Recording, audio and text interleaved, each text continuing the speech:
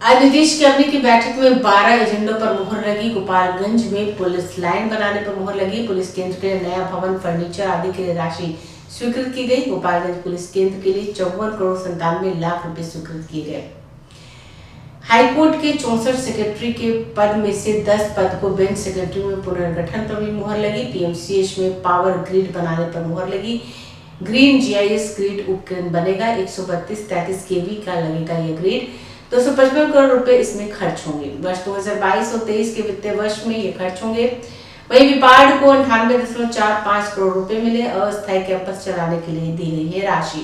विज्ञान और प्रौद्योगिकी में पदों का सृजन किया गया। 27 पद सृजित किए गए। भागलपुर पॉलिटेक्निक और दरभंगा पॉलिटेक्निक कॉलेज में पदों का सृजन किया गया है। दरभंगा में कुल 18 और भागलपुर 9 पदों का सृजन किया गया है।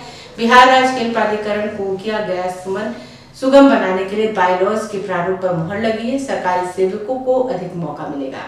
प्रतियोगिता परीक्षा में शामिल होने के लिए 3 के बजाय 5 मौके मिलेंगे। अब बीपीएससी में बैठने के लिए अब 5 मौके मिलेंगे।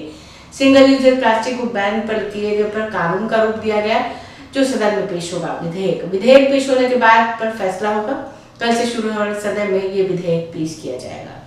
बिहार राज्य खेल प्राधिकरण के memorandum of society and rules and regulation की स्वीकृति दी गई।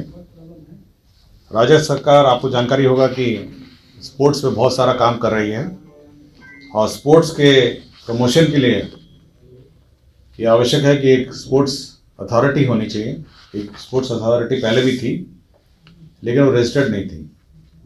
तो राज्य सरकार ने इस स्पोर्ट्स अथॉरिटी को एक रजिस्टर्ड बॉडी के रूप में गठित किया है, ताकि स्पोर्ट्स बॉडी के माध्यम से राज्य में विभिन्न स्तर पर खेल, विभिन्न खिलाड़ियों का चयन, विभिन्न खिलाड़ियों का कोचिंग और देश और विदेश में इस अथॉरिटी के माध्यम से हमारे खिलाड़ी लोग भाग ले सकेंगे, इसके लिए अथॉरिटी का गठन किया गया है। तो ये बहुत ही एक महत्वपूर्ण बॉडी होगी जो राज्य में स्पोर्ट्स के मद्देनज़र गठित की गई है और आज के दिन में पदाधिकारी हैं और हम लोगों ने पद भी सृजित करने के प्रस्ताव हैं। तो ये एक महत्वपूर्ण बॉडी है और यही बॉडी होगी जो कोचिंग, ट्रेनिंग, कैपेसिटी बिल्डिंग और पूरे क्षेत्र में स्पोर्ट्स से संबंधित जितने भी कार्य हैं उसका संचालन इसके माध्यम से होगा। दूसरा सामान्य प्रशासन विभाग है, जिसमें आपको सरकारी सेवकों को प्रतियोगिता परीक्षाओं में सम्मिलित होने के लिए अवसर की सीमाएं बढ़ाई गई हैं। मैं जो प्रस्ताव है मैं पढ़ देता हूं, जिस पर स्वीकृति दी है, ताकि इसमें कोई कंफ्यूजन नहीं हो। ये बेसिकली जो बिहार सरकार के सरकारी सेवक जो सेवा में आ जाते हैं सरकारी सेवा में, उनसे उनके लिए यह महत्वपूर्ण निर्णय है। और मैं बस पढ़ लेता था प्रस्ताव, इसलिए क्योंकि कंफ्यूजन की स्थिति नहीं हो।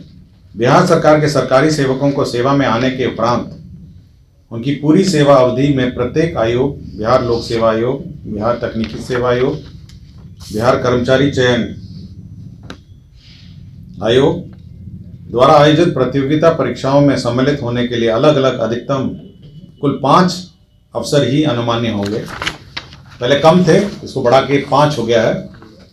उपयुक्त निर्धारित 5 अवसरों की गणना संकल्प निर्गत होने की तिथि के बाद से प्रारंभ होगी।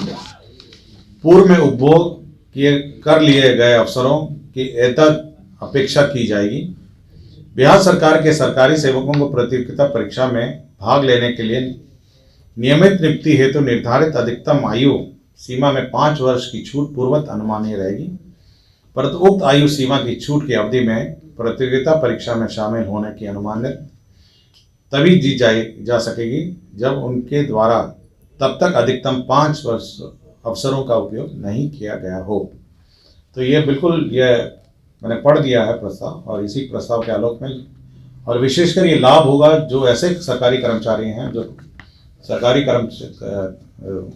बिहार सरकार में नौकरी पाने के पश्चात विभिन्न परीक्षाएं लिखते हैं, उनके लिए यह लाभ होगा। अगर आपने अभी तक हमारे चैनल को सब्सक्राइब नहीं किया है तो हमारे चैनल को जल्द से जल्द सब्सक्राइब करें, लाइक करें, शेयर करें और कमेंट करें। क्या आप पत्रकारिता के क्षेत्र में अपना कैरियर बनाना चाहते हैं तो आज ही royal Ashoka institute of mass communication and journalism में अपनी जगह सुनिश्चित करें। आर्यभट्ट ज्ञान विश्वविद्यालय पटना से मान्यता प्राप्त 100% प्लेसमेंट के साथ royal Ashoka institute of mass communication and journalism नामांकन जारी है। हमारा पता है DS/16 गायत्री मंदिर के समीप कंकड़ बाग पटना 8,20,000। आप हमें संपर्क भी कर सकते हैं। हमारा मोबाइल नंबर है 9955456126।